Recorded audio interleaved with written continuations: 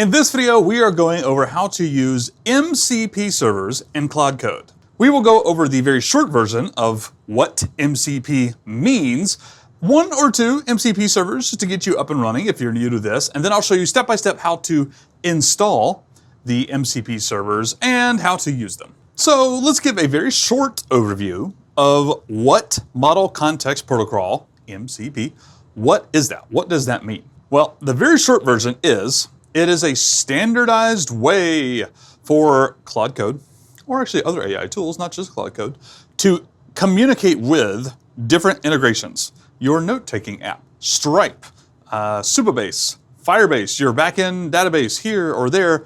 There's a million bajillion MCP servers out there, and the Model Context Protocol is just a standardized way for the AI to interact with these tools. Standardized way of communicating. If you want to learn more, I have a separate YouTube video in my vibe coding course. What are MCP servers? If you actually just search that in YouTube, I think it's actually one of the top 5, maybe top 10 videos up there. Maybe not. It's probably not anymore. That's been a while. But you can go check that video. I'll leave a link in the description. So there are a million bajillion MCP servers for just about everything these days. The only one that I use constantly is called Context 7. This will give you a good idea of what MCP servers are.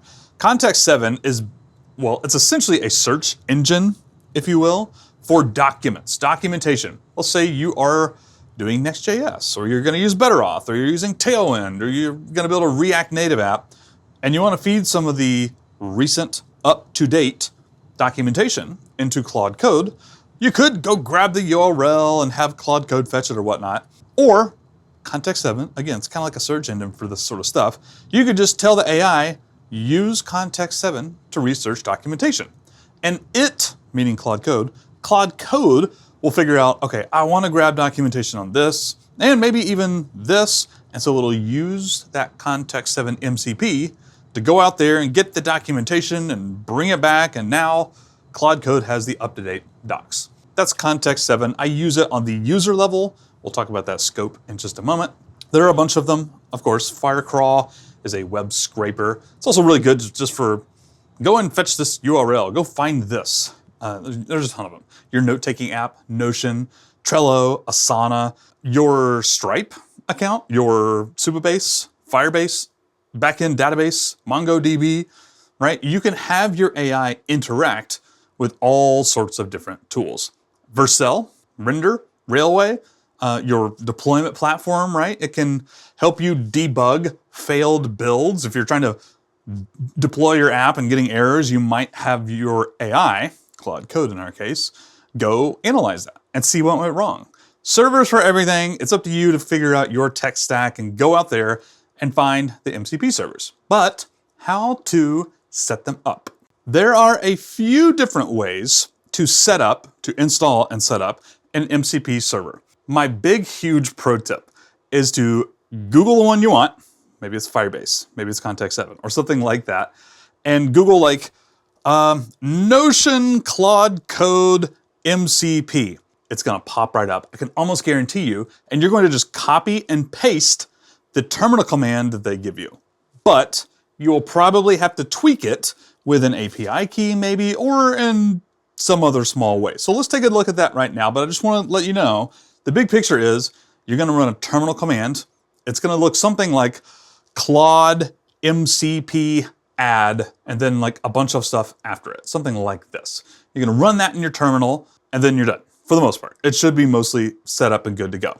So let's go through this a little bit. First of all, this is part of the command, your scope. Remember, we already talked about this in a previous video. You can set up MCP servers on the user level, as well as the project and local levels, different scopes, right? Context 7 for me is on the user level.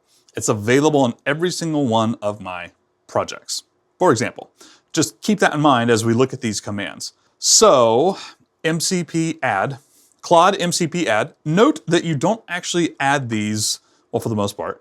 See how Claude is running right here? I would have to exit, and there's a bunch of CLI commands like Claude MCP add is where this would go, or Claude MCP list. I think you can just do, yeah, it's gonna list out my MCP servers right here. You're gonna wanna do this outside of Claude Code running. just so you know. So it will be Claude MCP add and then a bunch of other details right here. One that you might want to consider is which installation method. All of these MCP servers can be run locally on your device in terms of, I don't know, something that's going to be on your device, something that needs system settings or something. I don't know. I don't actually have a good example of this, to be honest. Most MCP servers are going to be remotely run, meaning you're going to be contacting a server, a computer out there somewhere for Firebase, for your Google Drive, for Notion, or whatever it might be. In which case, you're probably going to use the HTTP method. If you go into the Claude docs and look at this, they will walk you through the different options. There's an HTTP server version. Remote SSE is deprecated, I do believe. And then there's like a local studio server, whatever this is, right? HTTP is your best bet. And 90% of the MCP servers you just go and Google will have MCP, or HTTP, excuse me, HTTP by default. It's your go-to, right? HTTP is the one most of you want most of the time. Here's an example. This is context 7. By the way, I literally just found this by going to Google, typing in context 7 Claude Code or Firebase MCP Claude Code and then clicking on the first link. You can almost always do this and it will give you the setup instructions. Setup instructions, let's find the Claude right here. Aha, here it is. Claude MCP add Firebase npx -- flag y Firebase tool, blah, blah, blah, blah, blah, right? Some of these, moving on to my next note right here, they will require additional setup. Some of them won't. Some of them you just literally copy and paste that command, your MCP server is good to go. Other ones require an API key. When you're connecting to Firebase, for example, you kind of have to like log in, right? And connect your Firebase account to the Claude Code MCP thing. Some of them you just copy and paste in an API key and so on and so forth, right? For example, this context 7, I think it's just an API key. Let's go down here to Claude Code, which is right here. Install in Claude Code, and you'll see context 7 API key and then your API key. So you'll need to go sign up for one. It's free, by the way. Sign up for one, it's free. You copy this entire command and then you paste it in a text editor or something. And then you take out your API key and you just put in your API key. And then you copy it again. And then you go in your terminal window and paste it in there like this. This was terrible. Uh-oh. Did I really just add that? Whoops. I probably need to go remove that. Well, maybe I can do it here. I'll tell you what, let's go to Claude and then go to MCP. Just see what happened here. MCP, what project folder am I in? Oh, I'm in Dropcat, my Chrome extension here. So look, I got a local MCP, which is right here. I got my built-in MCPs via a plugin. Okay, let's actually go ahead in the notes. I'll remove this in just a moment. Actually, I wonder if it shows up. Maybe we just find it really quick. Quick aside. This is not the right thing. Okay, here we go. Dropcat. Let's go to Claude. Settings.local.json. You know what? It's probably actually a .claude.json file. And it actually shows you. It should show you. Users, Pete McPherson, .claude.json. And then project. It shows you exactly where this was added. So I can actually find this. I can go to my Finder replacement here and go to my thing. And then it's what? .claude.json? I'm 90% sure that's what it is. Yeah, okay, here it is. A massive file, and I would search for, what is it? Coding project, Dropcat, and then something else, right? I could just search this file for Dropcat, and here we go. I'll probably want to delete this in just a moment.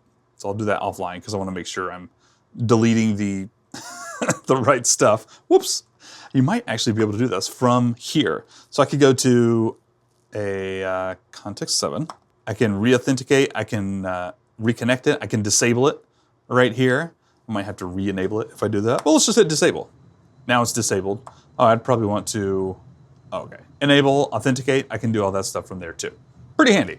Okay, I got a little bit off track there, forgive me, but I actually kind of covered my next point, which was you can run Claude and then run /MCP to view your current ones. It will give you like a big shiny red X if it's failing to connect for whatever reason. And you can usually click in there or hit enter to kind of diagnose.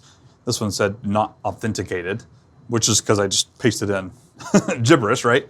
And you can usually diagnose from here and figure out what's going on. You might have to connect it, like in the case of a Google service or an Apple service or Firebase or whatever. You might have to like log in or authenticate it in some way. That depends on your MCP server. But this is a good way to check right here, /MCP. Any other questions, I would actually refer you to the docs, which is mandatory. If you're setting up all these advanced tools, you might want to go check the docs first and foremost if you're having problems. So how do you use the MCP server? Quite frankly, the most simplest thing I can tell you here is to tell Claude Code in the prompt to go use it. Sometimes Claude Code might figure it out without you telling it. It might say, oh, maybe I could use the MCP server for Stripe to go pull up this, I don't know, product tag ID or whatever it is. But in most scenarios, you're going to want to have your prompt and you're talking to Claude Code. You need to say, use context 7. You don't always have to say, use the MCP server context 7. Use context 7. Or, it doesn't really matter. But you're going to have to tell Claude Code, hey, use this MCP server for this. Very last thing, plugins. We're going to talk about that in just a couple of videos.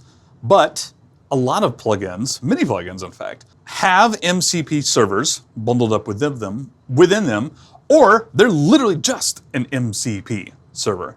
We saw it a second ago when I was doing my /MCP here. There's context 7, but there's also Firebase. Firebase was not installed as an MCP, it was installed as a plugin. The only reason this matters, it functions the exact same way by the way, but the only reason it matters is we don't really edit or add it with /MCP. We edit and add it through /plugins. Luckily, we can kind of get there. You see what I just did? Like I slashed MCP to get here and I navigated down here. But just so you know, this is also mostly, what did I just do there? There we go. Mostly through plugins. You can hit that and then I believe you can press tab to go into your installed ones. Yes. And you can see some plugins that I have installed. And even if you zoom in a little bit further, you see there's a plugin right here, but that's really just an MCP. It's even labeled it under here. That's just an MCP server. It was just bundled as a plugin. That also means that you can go into /plugins, marketplace. I've tabbed over into marketplaces, or actually it's Discover. This is where you search. You could search various marketplaces. The only one that's there by default is the official Claude plugins marketplace. But you can search for whatever you want. Like let's say Stripe. And there is your Stripe plugin. It's probably just an MCP server. They might have some additional stuff. Plugins could be skills, hooks, subagents, all that sorts of stuff. But also MCP servers. So drop me an emoji in chat if you enjoyed this video or leave me another comment. And we'll see you in the next video where we're going straight through these more advanced features, subagents next, and then we're doing skills, hooks, plugins, all the good stuff. We'll see you in the next video.